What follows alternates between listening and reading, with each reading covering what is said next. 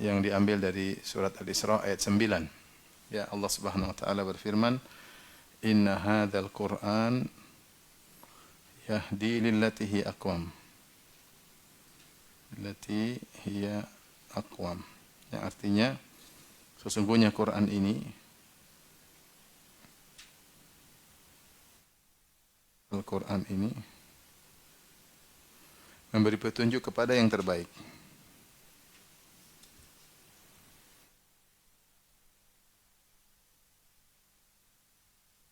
Memberi petunjuk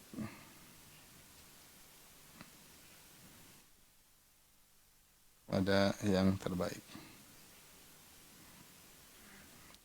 Ini kaidah seakan-akan dia adalah kesimpulan dari 49 kaidah sebelumnya. Oleh karenanya kaidah ini dijadikan sebagai kaidah penutup, ya.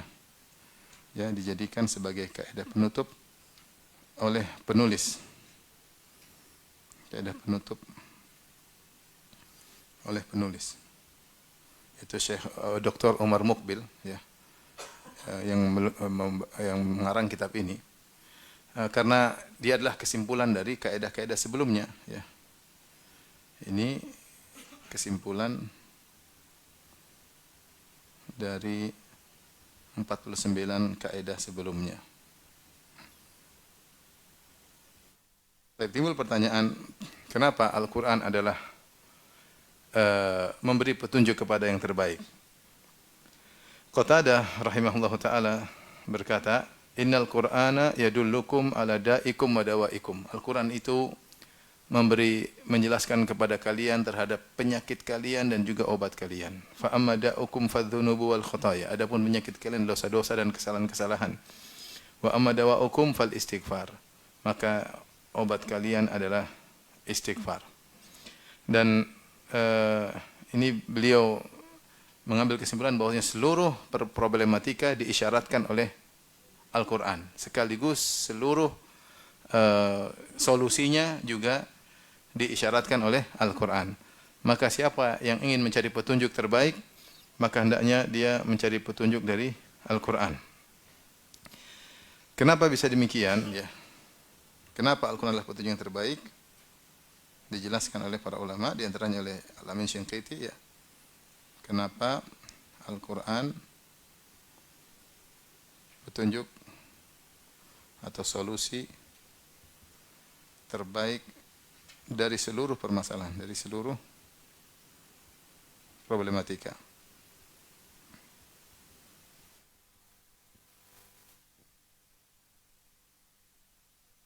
Saya bacakan, ya, perkataan Syekh Muhammad Al-Amin Shinqiti rahimahullahu taala. Ya. Beliau berkata, "Dzakara jalla wa ala fi hadhihi al-ayah al-karimah." Allah menyebutkan dalam ayat ini, "Anna hadzal Qur'an al-'azim alladhi huwa a'dhamul kutubi samawiyah." Dia mengatakan bahwasanya Allah menyebutkan dalam ayat ini bahwasanya Al-Qur'anul Karim. Al-Qur'anul Karim adalah kitab a'dhamu al-kutubi samawiyah. A'dhamu al-kutub samawiyah. Yaitu kitab suci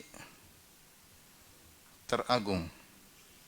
Dia lebih agung daripada kitab-kitab suci sebelumnya. Lebih agung daripada Taurat, lebih agung daripada Injil, lebih agung daripada Zabur, lebih agung daripada Suhuf Musa, Suhuf Ibrahim, dan juga kitab-kitab suci yang pernah Allah turunkan kepada nabi-nabi sebelumnya. Dia a'dhamul kutub samawiyah, karena dia adalah merupakan kitab terakhir yang Allah turunkan sebagai bekal bagi nabi yang terakhir. Dan ini konsekuensi logis. Kenapa Al-Quran adalah kitab yang teragung? Karena dia adalah bekal yang Allah turunkan kepada nabi yang terakhir. Yang nabi terakhir tersebut adalah nabi yang tidak akan ada lagi penyempurnanya. Dia harus nabi yang paling sempurna. Berbeda dengan nabi-nabi sebelumnya. Nabi sebelumnya mungkin diturunkan, diberikan kitab suci, kemudian akhirnya expired hukumnya. Lanjut dengan nabi berikutnya. Atau hanya cocok pada kaum tertentu, tidak cocok bagi kaum yang lain.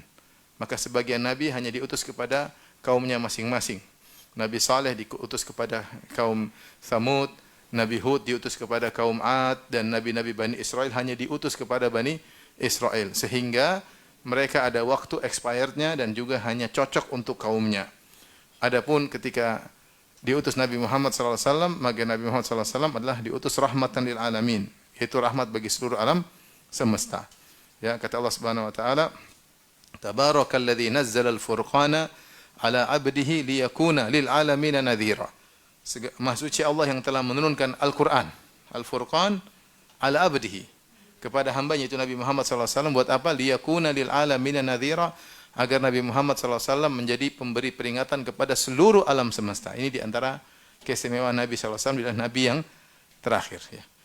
Jadi konsekuensi logis kenapa dia adalah a'zamul kutub, jadi kitab suci teragung, karena tadi apa? Diutus kepada Nabi yang terakhir.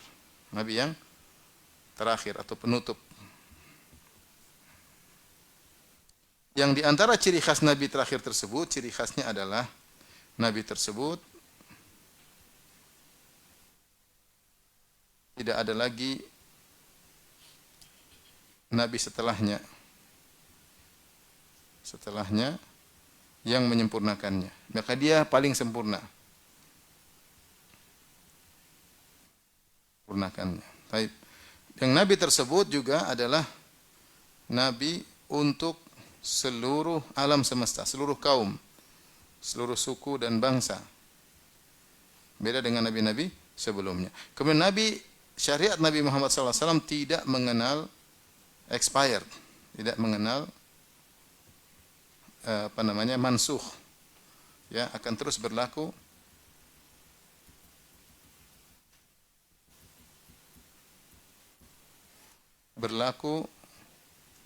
pada semua tempat dan zaman dan waktu, ya, bahkan hingga hari kiamat, ya, hingga hari kiamat.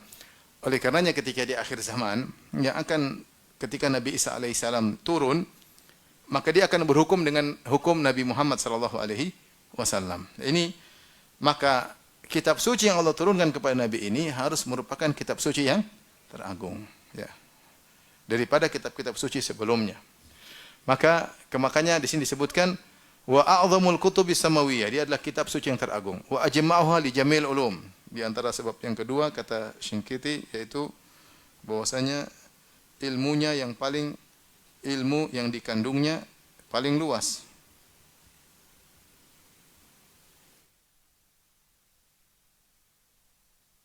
Kalau kita bandingkan misalnya dengan Taurat yang ada sekarang, ya, maka tidak banyak kandungan ilmu yang disampaikan. Kebanyakan sejarah, bahkan Taurat Perjanjian Lama yang termaktub sekarang mungkin 3/4-nya sejarah Bani Israel aja, sejarah Bani Israel. Ya. Tapi beda dengan Al-Quran. Di situ ada mau'idhah, ada hukum-hukum, ada adab-adab, ada sebagian sains di situ, ilmu yang luar biasa yang terkandung dalam Al-Quranul Karim, sehingga dia paling komprehensif dalam mengumpulkan ilmu-ilmu. Dan dia adalah kitab yang terakhir, kitab suci yang terakhir. Kemudian juga ini semua kata Syekh Muhammad Al-Amin Shinqiti rahimahullah taala, 3 sebab ini maka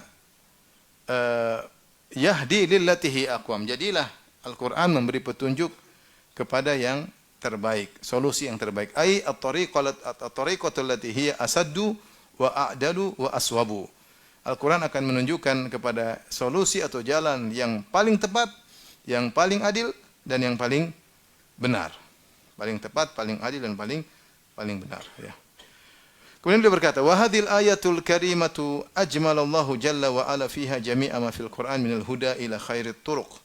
Dalam Al-Quran maka Allah Subhanahu wa taala menjelaskan, ya, semua ayat dalam Al-Quran itu akan menunjukkan kepada jalan yang terbaik, jalan yang paling adil, jalan yang paling benar. Falau tatabba'na tafsilaha ala wajhil kamal la ataina ala jamil Qur'anil azim. Kalau kita ingin menjelaskan setiap ayat menunjukkan akan kesempurnaan, maka kita akan menjelaskan setiap ayat pasti menunjukkan kepada jalan yang terbaik, jalan yang terbaik. Disyumuliha di jami'i ma fihi minal huda ila khairid dunya wal akhirah. Karena semua ayat yang terkandung dalam Al-Quran menunjukkan kepada jalan yang terbaik untuk meraih kebaikan dunia maupun kebaikan di akhirat. Intinya, inilah sebenarnya hakikat dari Al-Quran. 49 kaidah sebelum yang sudah kita bahas, semuanya menunjukkan kepada bagaimana kita menjalani kehidupan ini dalam menghadapi permasalahan hidup secara privasi dan juga bagaimana ketika berinteraksi dengan masyarakat. Semuanya telah dijelaskan dalam Al-Quran. Oleh karenanya, kalau kita mau bahas satu persatu, misalnya akidah yang ditunjuk oleh Al-Quran sungguh luar biasa, sempurna dibandingkan dengan akidah-akidah yang lain. Kalau kita membahas tentang misalnya ya perilaku pribadi yang terbaik dalam Al-Quran, maka Allah menunjukkan akhlak-akhlak termulia dalam Al-Quran yang tidak dijelaskan dalam kitab-kitab suci yang lainnya, bahkan tidak dijelaskan dalam buku-buku yang lainnya. Kalau kita mau lihat bagaimana sikap sosial yang terbaik, maka Al-Quran menjelaskan bagaimana cara bersosial yang terbaik, yang paling benar, yang paling tepat, karena Allah yang menurunkan petunjuk tersebut. Dari sini kita sebagai seorang muslim hendaknya berusaha mengikatkan diri kita dengan petunjuk-petunjuk Al-Quran. Hanya saja yang jadi masalah, kita kurang mengenal petunjuk-petunjuk tersebut. Kalau kita mau meneliti penjelasan para ulama bahwasanya segala petunjuk-petunjuk, solusi-solusi yang ditawarkan oleh Al-Quran, maka itu solusi yang terbaik, petunjuk yang terbaik. Maka siapa yang ingin menjadi orang yang paling berakhlak mulia, pelajari Al-Quran. Pelajari Al-Quran. Apa sih akhlak-akhlak yang ditunjukkan oleh Al-Quran? Banyak sekali Allah berbicara tentang akhlak. Ya, tentang akhlak dalam Al-Quran. Memaafkan misalnya, berlapang dada misalnya, ya, sopan santun diajarkan. Dalam Al-Quran ada. Siapa yang ingin menjadi orang berakhlak terbaik, maka silakan belajar Al-Quran. Tentunya terlebih lagi dengan bimbingan dari hadis-hadis Nabi Shallallahu Alaihi Wasallam. Siapa yang ingin misalnya menjadi suami yang terbaik, dalam Al-Quran ada. Bagaimana cara menjadi suami yang terbaik. Adab-adab yang terkait antara suami istri. Ya, Allah menjelaskan. Kemudian diperinci dengan hadis-hadis Nabi Shallallahu Alaihi Wasallam, maka seorang akan menjadi suami yang terbaik. Bahkan kalau ingin bersiasat yang terbaik, Al-Quran juga menjelaskan tentang siasat yang terbaik, tentang bagaimana hubungan kenegaraan. Ada isyarat-isyarat dalam Al-Quran yang kemudian diajarkan oleh Nabi Shallallahu Alaihi Wasallam. Oleh karenanya Al-Quran ini adalah petunjuk dalam segala hal, karena Al-Quran isinya sangat lengkap, komprehensif, dan juga memberikan penjelasan yang terbaik. Maka bagaimana seorang kemudian ketika menghadapi permasalahan, dia meninggalkan Al-Quran, kemudian mencari solusi-solusi dari tempat yang lain. Ini salah satu bentuk tidak mengagungkan Al-Quran. Dia tidak cari di Islam, malah dia cari di ajaran-ajaran yang lain. Sementara Islam sudah menawarkan semua kebaikan dengan petunjuk yang terbaik. Dan ini juga merupakan bantahan kepada orang-orang sekuler misalnya, yang menyangka bahwasanya Al-Quran hanyalah kitab suci yang terkait dengan wejangan-wejangan saja, tentang menyebut hari akhirat saja. Itu tidak benar. Al-Quran lengkap. Situ ada masalah wejangan-wejangan, ada masalah hari akhirat, masalah akhlak, masalah siasah, masalah politik, masalah kemasyarakatan, masalah individu, berinteraksi dengan istri, bagaimana sikap terhadap anak-anak, bahkan masalah tetangga juga disebutkan dalam Al-Quran. Maka lengkap, ya. Adab bertamu juga disebutkan dalam Al-Quran, ya. Oleh karena tidak benar Al-Quran hanya bahas ke masjid aja, itu enggak benar. Al-Quran ini dibahas semuanya. Maka tidak benar persangkaan orang-orang sekuler yang menganggap bahwasanya Al-Quran hanyalah terbatas pada hubungan seorang hamba dengan Allah Subhanahu wa taala saja. Bahkan dalam masalah kriminal, Al-Quran menjelaskan bagaimana hukum-hukum yang berlaku bagi orang yang berbuat apa? Kriminal, ada hukum-hukum had, ada semua. Bagaimana membentuk suatu negara, Al-Quran juga sebutkan. Bagaimana adab ketika peperangan, Al-Quran juga sebutkan. Bahkan bagaimana kalau terjadi perjanjian damai, Al-Quran juga sebutkan. Jadi lengkap.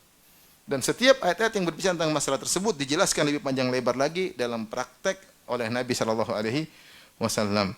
Maka cukuplah Al-Quran sebagai petunjuk hidup bagi setiap Muslim. Dari sini seorang harus mengagungkan Al-Quran dan mulai belajar tentang isi Al-Quran agar dia mendapat petunjuk dalam segala kehidupannya.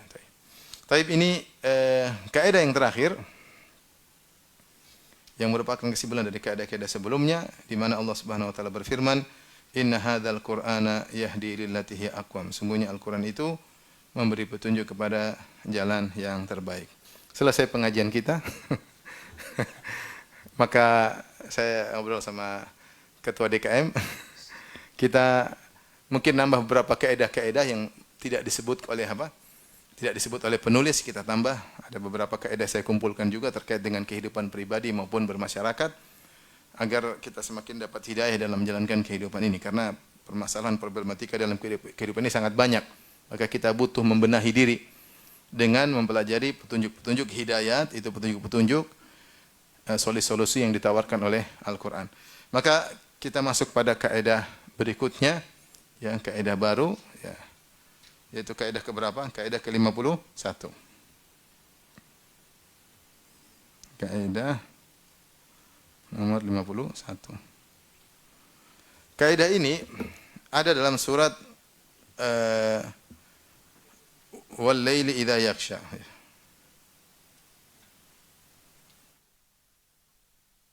Surat Al-Lail, ya.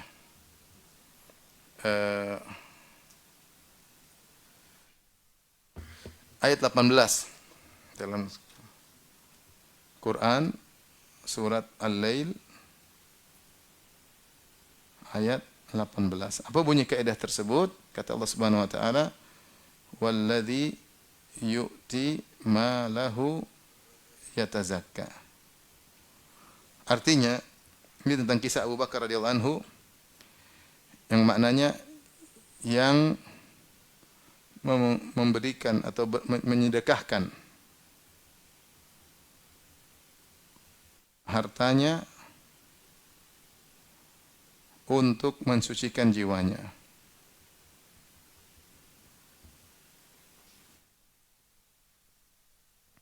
Kaidah ini penting karena dalam kehidupan kita betapa sering kita membantu orang lain, ya, membantu orang lain apakah dengan bantuan secara materi atau secara fisik atau pikiran.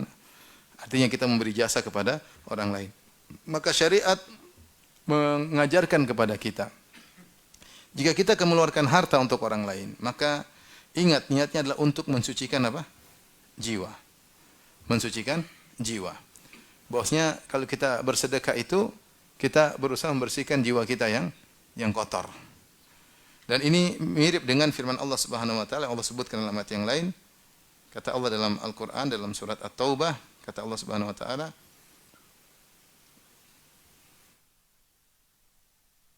"Khudz min amwalihim shadaqatan tutahhiruhum wa tuzakkihim biha." Allah Subhanahu wa taala berkata kepada Nabi, "Ya Rasulullah, ambillah harta mereka, ambillah zakat atau ambillah sedekah atau zakat dari harta mereka. Buat apa? Tutahhiruhum wa tuzakkihim biha." Engkau membersihkan mereka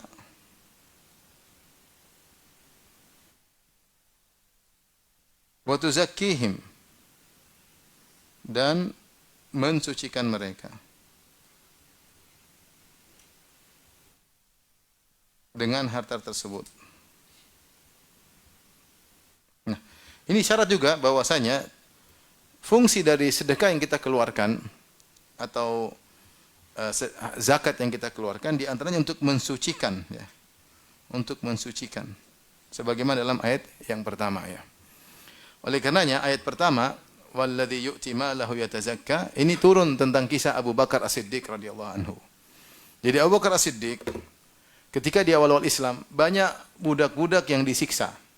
Di antara yang disiksa adalah Bilal bin Rabah radhiyallahu anhu, disiksa oleh majikan yang bernama Umayyah bin Khalaf. Maka Bilal diletakkan di tengah-tengah matahari terik, kemudian dijemur, kemudian diletakkan batu yang panas di dadanya. Kemudian disuruh kufur kepada Nabi sallallahu alaihi wasallam. Namun Bilal mengatakan ahadun ahad, Allah Maha Esa, Allah Maha Esa. Disuruh berbuat syirik, dia malah menentang dengan berkata ahadun ahad, Allah Maha Esa, Allah Maha Esa. Bahkan disebut dalam riwayat Bilal ditarik oleh anak-anak, digeret, tentunya ini akan membuat tubuhnya terluka, dan disiksa oleh Umayyah bin Khalaf. Sampai akhirnya dalam sebagian riwayat disebutkan Rasulullah berkata kepada Abu Bakar. Rasulullah tidak bisa bantu Bilal karena harta Rasulullah terbatas. Dia ingin memberikan Bilal tapi beliau tidak punya harta. Maka Rasulullah berkata sallallahu alaihi wasallam kepada Abu Bakar, "Ya Abu Bakrin, inna Bilalan yu'adzabu fillah." Wahai Abu Bakar, sungguhnya Bilal sedang disiksa karena dia berpegang teguh di jalan Allah Subhanahu wa taala. Maka Abu Bakar radhiyallahu anhu pun datang membeli Bilal. Bahkan membayar dengan mahal. Dalam riwayat disebutkan dia membayar dengan budaknya yang paling kuat untuk membeli Bilal. Bilal budak yang lemah, bukan budak yang kuat. Dia budak yang lemah. Kemudian dimerdekakan oleh Abu Bakar. Ternyata bukan cuma Bilal saja, Abu Bakar juga memerdekakan budak-budak yang lain. Kalau enggak salah di antaranya Amir bin Fuhairah radhiyallahu anhu yang juga budak yang lemah. Akhirnya Abu Bakar memerdekakan budak-budak yang lemah. Datanglah ayahnya namanya Abu Quhafah. Waktu itu masih kafir. Jadi Abu Bakar ini punya ayah namanya Abu Quhafah, masih kafir dan dia masuk Islam nanti di Fatu Makkah tahun 8 Hijriah. Ini masih di awal Islam nih. Awalnya masih jadi mungkin dia masuk Islam masih lama karena belum lagi hijrah, kemudian setelah itu baru tahun 8 Hijriah. Maka dia negur anaknya. Dia bilang, "Ya wahai putraku, wahai Abu Bakar, kalau kau memang ingin memerdekakan budak-budak, merdekakanlah budak-budak yang kuat. Yang kuat, yang tubuhnya, fisiknya kuat, supaya budak-budak ini nanti kalau kau sudah merdekakan, bisa membelamu. Jangan kau merdekakan budak-budak yang lemah-lemah seperti ini. Apa faedahnya budak-budak yang lemah?" Maka kata Abu Bakar radhiyallahu anhu, "Inna ma uridu ma urid." Sungguhnya aku melakukan ini karena ada sesuatu yang aku inginkan. Dia tidak jelaskan kepada ayahnya. Ayahnya masih kafir. Ayahnya cuma kasih ide, kalau kamu mau merdekakan jangan yang lemah-lemah seperti Bilal. Lemah buat apa? Bilal mau diapain? Buat perang juga enggak bisa, buat ini enggak kuat. Kata Abu Bakar, "Inna ma uridu ma urid." Aku melakukan apa yang aku inginkan. Maka turunlah firman Allah Subhanahu wa taala, "Wa sayujannabuhal atqa." Sungguhnya neraka jahanam, ya. Yang kata Allah, "Fa'anzartukum naron taladza." Aku ingatkan kepada kalian neraka yang apinya menyala-nyala, ya. Ya la yaslaha ilal ashqa. Tidak ada yang masuk dalam api neraka kecuali orang yang sangat celaka, ya. Alladzi kadzdzaba wa tawalla, yang mendustakan dan berpaling. Kemudian kata Allah, "Wa sayujannabuhal atqa." Maka neraka itu akan dijauhkan dari orang yang bertakwa. Siapa orang bertakwa tersebut? Alladzi yu'ti malahu yatazakka, yang mengeluarkan uangnya untuk mensucikan apa? Dirinya. Itu Abu Bakar As-Siddiq di antaranya ayat ini. Alladzi yu'ti malahu yatazakka, yang mengeluarkan uangnya, memberi budak, memerdekakan budak untuk mensucikan dirinya. Wa ma li ahadin indahu min ni'matin tujza. Dia memerdekakan Bilal, Amir bin Fuhairah dan budak-budak yang lainnya bukan karena Abu Bakar punya utang jasa sama mereka, enggak ada sama sekali. Illa butiqa'a wajhi rabbihil a'la. Dia hanya mengharap wajah Allah Subhanahu wa taala. Ikhlas kepada Allah. Wala saufa yarda, sungguh dia akan ridha. Allah akan berikan dia keridhaan, dia akan puas di akhirat kelak. Itu Allah janjikan pahala yang besar. Jadi perhatian kita di sini, Abu Bakar ketika bersedekah dengan memerdekakan budak, Allah sebutkan yatazakka, dia hendak mensucikan apa? Jiwanya. Ini poin penting ketika seorang membantu orang lain, ya.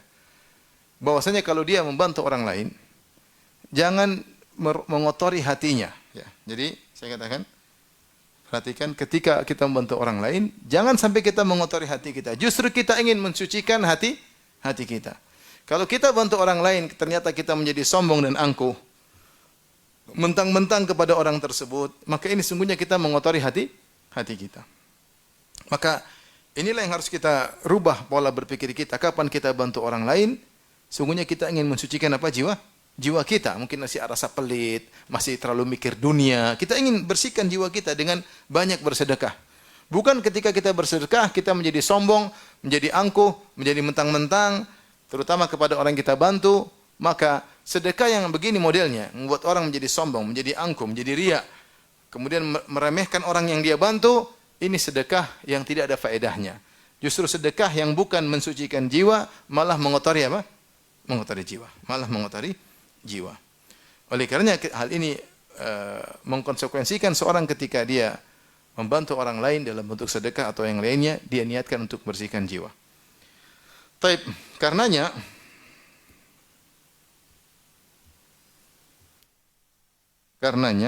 sedekah karenanya sedekah ada dua model. Yang pertama, sedekah yang mensucikan jiwa.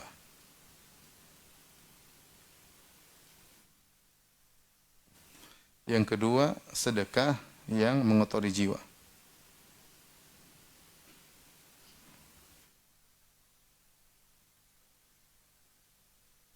Tentunya kita ingin sedekah yang mensucikan jiwa. Apa? Semakin ya ingat akhirat.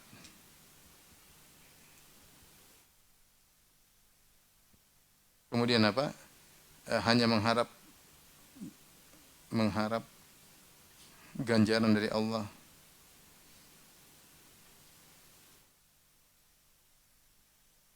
Kemudian apa? Membersihkan hati dari sifat pelit. Hati dari sifat pelit. Ya, ini mensucikan jiwa apa?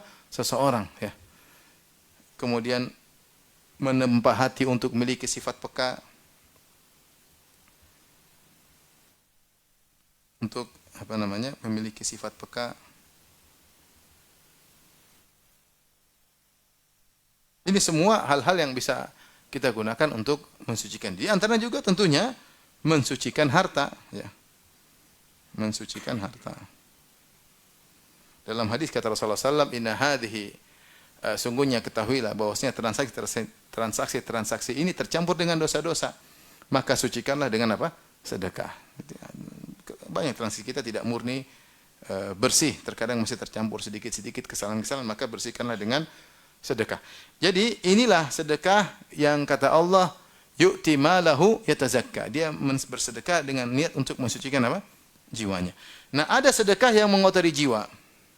Apa saja sedekah yang mengotori jiwa? Misalnya, yang dilakukan karena riya. Dilakukan dengan tujuan riya. Ini percuma seperti ini. Ini sedekah bukan bikin orang hati suci, tapi bikin orang apa? Riya, kotor jiwanya. Sedekah yang bikin ujub.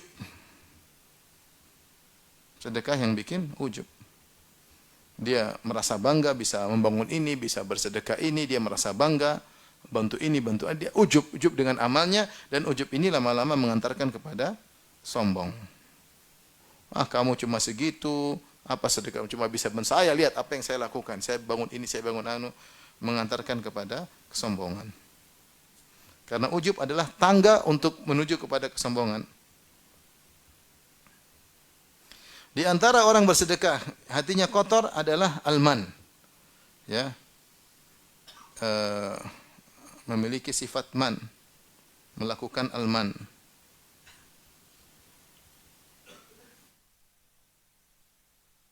Alman itu apa? Merasa punya jasa sama orang lain, orang yang dibantu, ya. Merasa punya jasa, kemudian diungkapkan dengan perbuatan.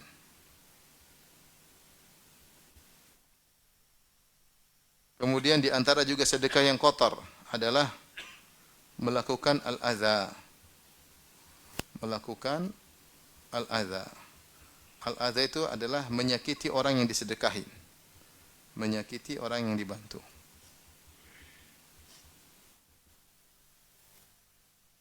Nah, ini contoh maksud saya.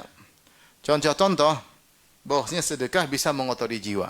Ketika seorang bersedekah ternyata riya, ketika seorang sedekah kemudian karena banyak yang dia keluarkan timbullah ujub dalam dirinya, akhirnya dia pun sombong, atau sedekah yang dia merasa mentang-mentang dia dia merasa mentang-mentang membantu orang. Ini dosa besar. Kata Rasulullah SAW, "Thalathatun la yukallimuhumullah yaumal qiyamah wa la yanzuru ilaihim wa la yuzakkihim wa lahum adzabun alim." 3 golongan yang Allah tidak akan mensucikan mereka, Allah tidak akan berbicara pada mereka pada hari kiamat kelak, Allah tidak melihat mereka dengan pandangan rahmat pada hari kiamat kelak. Di antaranya kata Nabi sallallahu alaihi wasallam, al-mannan. Al-mannan itu orang yang merasa mentang-mentang ketika bantu orang lain. Sehingga dia memandang orang yang dia bantu dengan rendah. Ini al-man. Ini enggak boleh. Ini enggak boleh. Ini dosa, enggak boleh. Di antara juga al-munafiq sil'atahu bil halafil kadhib. Di antara 3 orang tersebut satunya orang yang melariskan dagangan dengan sumpah-sumpah yang palsu. Yang tanya al-musbil izar, orang yang sombong dengan mengisbalkan pakaian. Tapi intinya alman yaitu merasa mentang-mentang kepada orang yang dia bantu. Sehingga dia merendahkan orang yang dia bantu. Al-adha lain lagi. Al-adha adalah menyakiti dengan perkataan, dengan perbuatan, dengan sindiran. Misalnya, kamu kan yang saya bantu. Dulu kamu seperti apa? Miskin kan dulu? Kamu kan dulu susah. Ingat nggak siapa yang bantu kamu waktu itu? Ini kita ngungkit. Al-adha itu ngungkit-ngungkit sehingga menyakiti hati orang yang kita bantu. Misalnya kita kasih dia baju baru. Dia pakai, tadinya nggak punya baju jelek, dia pakai baju baru. Terus kita bilang, baju bagus ya, baju bagus ya. Bagus ya. Baju baru. Sehingga dia merasa terganggu. Ini semua sedekah yang mengotori jiwa. Hati-hati. Hati-hati, ini bahaya. Lebih baik tidak usah sedekah. Ayat turun dengan masalah ini semua. Allah berfirman, Ya ayyuhalladzina amanu la tubtilu shadaqatikum bil manni wal adha. Wahai orang-orang beriman, janganlah kalian batalkan sedekah kalian dengan al-man wal adha, dengan merasa mentang-mentang dan ungkit-ungkit. Kalladzi yunfiqu malahu ria'an nas, kata Allah, seperti orang yang menginfakkan hartanya dengan riya. Jadi adab dalam bersedekah, ketika bersedekah ikhlas kepada Allah Subhanahu wa taala, setelah bersedekah jangan merasa mentang-mentang, jangan diungkit-ungkit menyakiti hati orang yang dibantu. Sudah, kita sedekah, lepas aja. Lepas. Tujuan kita bersedekah mensucikan jiwa ini. Kita ini masih terlalu pelit dengan dunia. Kita masih selalu pikir dengan ada bukhl, ada penyakit pelit, ada syuh, tamak dalam diri kita. Untuk menghilangkan atau mengurangi penyakit tamak kita ini, kita paksa diri kita untuk apa? Bersedekah. Sehingga kita melatih diri untuk sering bersedekah. Sehingga kalau kita tidak bersedekah seperti ada yang kurang. Sampai akhirnya kita kecanduan untuk apa? Bersedekah. Dalam rangka apa? Untuk mensucikan diri. Ya. Oleh karenanya, agar kita tidak merasa mentang-mentang sama orang lain, ya, maka kita harus rubah mindset cara kita berpikir. Kita berpikir, orang ini saya bantu, justru sebenarnya dia yang punya jasa sama saya. Justru sebenarnya dia yang punya jasa sama saya. Dengan saya bantu dia, memang zahirnya kita yang bantu dia. Tapi kenyataannya dia yang bantu kita karena ada sarana untuk kita beramal soleh. Kalau tidak ada orang miskin depan kita nggak bisa beramal soleh. Kalau nggak ada orang susah, kita nggak bisa bantu dia. Dan keuntungan banyak kembali kepada kita. Ya. Taib, saya bawakan ayat renungan agar kita bisa tidak mentang-mentang kepada orang yang kita bantu.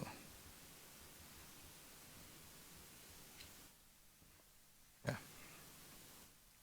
Jadi kalau kita mau sedekah itu, ya, sedekah ada awal,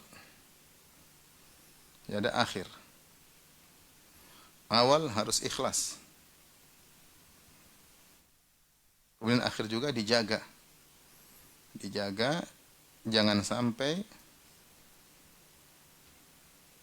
al-man, ya tadi mentang-mentang, dan al-adha, menyakiti. Kalau ikhlas, tidak ikhlas sejak awal, sedekah tidak ada nilainya. Kalau ikhlas, kemudian ternyata di tengah-tengah, di akhirnya, al-adha wal-man, sama, batal. Ya. Meskipun tadinya ikhlas, kemudian di ujung ternyata mentang-mentang dan menyakiti orang yang kita bantu, maka sedekah kita jadi apa? Hilang. Ibaratnya seorang sudah membantu orang lain, dia sudah bantu selama 10 tahun. Di penghujung setelah 10 tahun dia bilang, kamu memang ya, kau ingat siapa yang bikin kau begini? Ya, ini semua. Kita menyakiti hatinya. Kita merasa merendahkan dia. Ya, ini bisa jadi amal soleh kita gugur. Sedekah kita bisa jadi apa? Gugur. Gara-gara kita merasa mentang-mentang di hadapan dia. Ya. Gara-gara kita menyakiti hatinya, ya. Makanya Allah mengatakan, la tubtilu, jangan batalkan sedekah kalian yang sudah kalian lakukan dengan ikhlas, bil manni wal adha, dengan sikap mentang-mentang, merasa punya hutang budi, merasa punya jasa pada orang lain, wal adha, dan juga menyakiti hati orang lain. Ini perlu kita perhatikan. Karena kalau kita bantu orang, kita merasa dia punya hutang budi sama saya, kita merendahkan dia. Ini berarti hati kita enggak bersih. Kita bantu, kita enggak bersih. Taruhlah kita bantu saudara kita, bantu adik kita, kita merasa mentang-mentang, pasti sering bantu dia kok. Kita rendahkan dia. Kadang kita ungkit-ungkit menyakiti hati dia. Maka bantuan kita hilang. Nilainya jadi 0. Kita yang rugi sendiri. Nah, supaya kita tidak demikian, kita perlu merubah cara berpikir kita. ketika bantu orang lain, jangan kita merasa mentang-mentang terhadap atas dirinya. Bukankah ciri-ciri penghuni surga? Allah sebutkan, wa yut'imuna at-ta'ama ala hubbihi miskinan wa yatima innama nut'imukum liwajhillah la nuridu minkum jazaa'an wala syukura. Yaitu orang-orang yang beri makanan yang mereka sukai makanan tersebut kepada anak yatim, kepada fakir miskin dan juga kepada tawanan. Mereka berkata, innama nut'imukum liwajhillah. Sungguhnya kami itu memberi makanan kepada kalian karena mencari wajah Allah. La nuridu minkum jazaa'an wala syukura. Kami tidak mencari balas budi dari kalian, kami tidak berharap sama sekali dan kami tidak minta terima kasih dari kalian. Tidak ada mentang-mentang, tidak ada merasa hebat, enggak, bantu selesai. Bantu selesai. Ya kalau ibarat orang mengatakan kalau kita bantu seperti kita lagi BAB, selesai, lupakan. Jangan ingat-ingat. Sudah selesai. Justru saya katakan tadi supaya kita bisa tidak seperti itu, kita malah berpikir sebaliknya. Renungan agar kita bisa tidak mentang-mentang kepada orang yang kita bantu. Kita harus berpikir justru orang yang kita bantu berjasa kepada kita.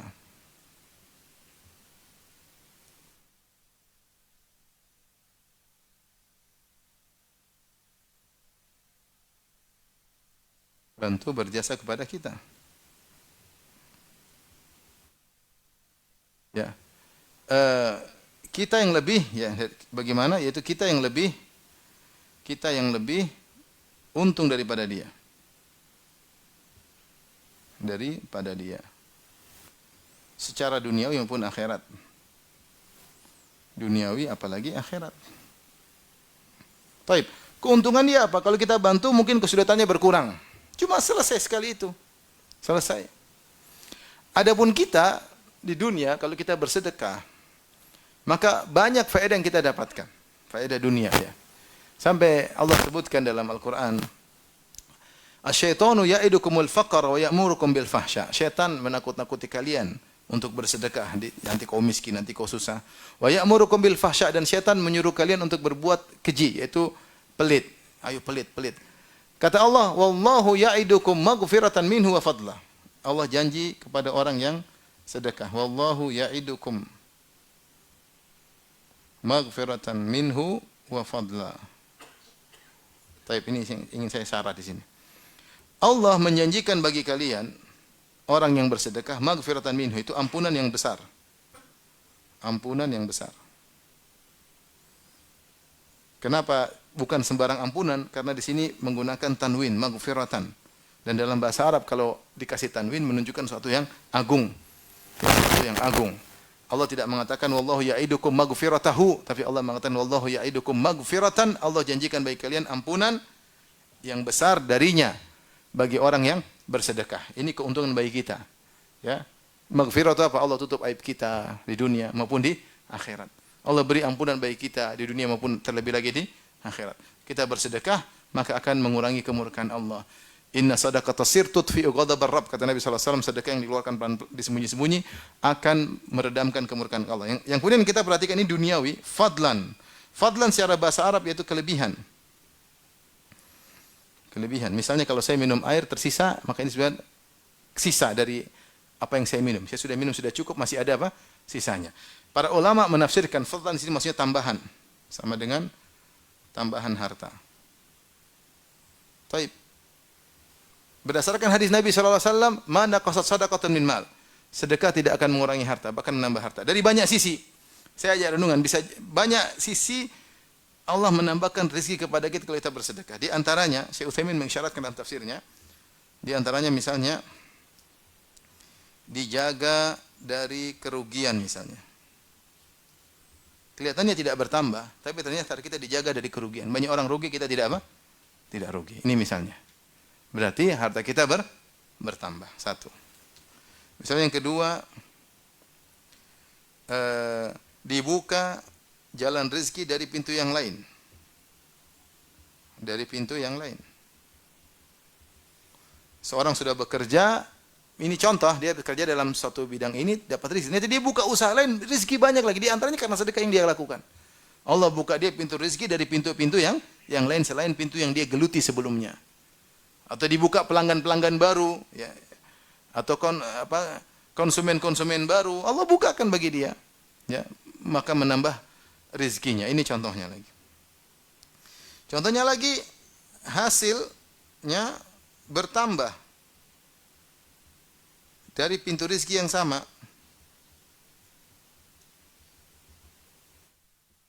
Dia usaha ini tapi ternyata hasilnya bertambah. Ini Allah tambah rizkinya. Ya, selain dibukakan pintu rizki, dari rizki yang dia lakukan sekarang, pintu rizki ini pun Allah tambah rizkinya. Di antaranya juga misalnya bahwasanya Allah membukakan rizki dari arah yang tidak sangka-sangka.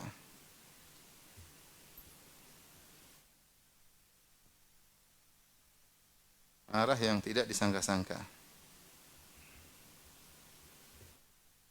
Jika dia bersedekah, tahu-tahu ada panen tiba-tiba besar misalnya, atau laris tiba-tiba dagangan luar biasa, tahu-tahu ada yang orang membeli tanpa menawar misalnya, ada rezeki tiba-tiba Allah berikan di luar daripada yang dia sangkakan. Ini tambahan rezeki. Karena rezeki itu ada dua, ada rezeki yang kita perkirakan. Oh ini karena ini untungnya. Tahu-tahu ada rezeki di luar daripada yang kita bayangkan. Saya punya kawan ketika di musim pandemi, subhanallah, dia ternyata dapat untung banyak ya. Dapat untung banyak sampai dia kumpulkan uang banyak, kemudian dia ingin bangun pondok. Kurang lebih harganya. Dia bilang ini gara-gara hasil semenjak pandemi. Ya, pokoknya pondoknya itu banyak lah ya. Banyak sekali uang yang dia keluarkan. Ini semua hasil dari apa?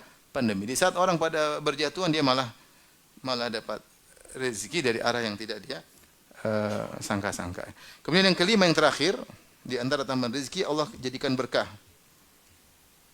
Mungkin rezekinya tetap tidak berubah, tapi berkah.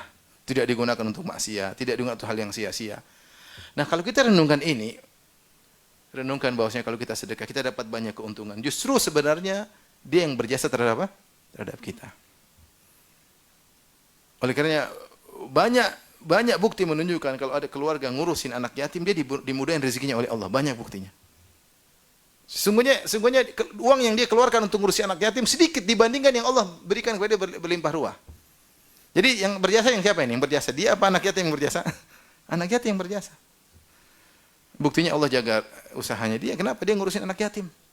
Harta yang dia keluarkan untuk anak yatim tersebut tidak seberapa dengan harta yang dia peroleh. Jadi maka jangan berpikir kita ini berbuat baik sama orang berarti kita mentang-mentang sama dia, kemudian kita merasa punya jasa sama dia, kemudian kita merendahkan dia, kita ungkit-ungkit. Salah. Justru dia yang punya jasa sama kita. Ketika dalam suatu hadis ada seorang mengeluhkan saudaranya kepada Nabi, ya Rasulullah, adiknya nuntut ilmu terus tidak ini, kata Rasulullah, mungkin Allah kasih rezeki kepada engkau lewat dia, gara-gara kau ngurusin dia, kau dapat rezeki dari siapa? Allah. Gara-gara kau ngurusin dia, kata Nabi, kau dapat rezeki dari siapa? Allah Subhanahu wa taala. Maka maksud saya kita merubah cara berpikir kita. Kita ini ketika bersedekah dalam rangka mensucikan apa? Jiwa, bukan mengotori jiwa. Sehingga kita nyaman kalau kita sudah bersedekah, kita tidak merasa mentang-mentang berharap kebaikan dari dia, enggak ada. Kasih selesai. Allah yang akan balas. Justru kita berterima kasih kepada dia karena dia, dengan sebab dia maka kita dimudahkan rezeki oleh Allah, dapat ampunan oleh Allah Subhanahu wa taala. Di alam barzah kita bahagia, di padang mahsyar sedekah menaungi kita ketika matahari jaraknya 1 mil, dan betapa banyak faedah-faedah yang kita dapatkan yang jauh-jauh lebih besar daripada faedah yang orang miskin tersebut dapatkan. Dia paling cuma tadinya lapar jadi kenyang, tadinya sakit mungkin sembuh, cuma itu.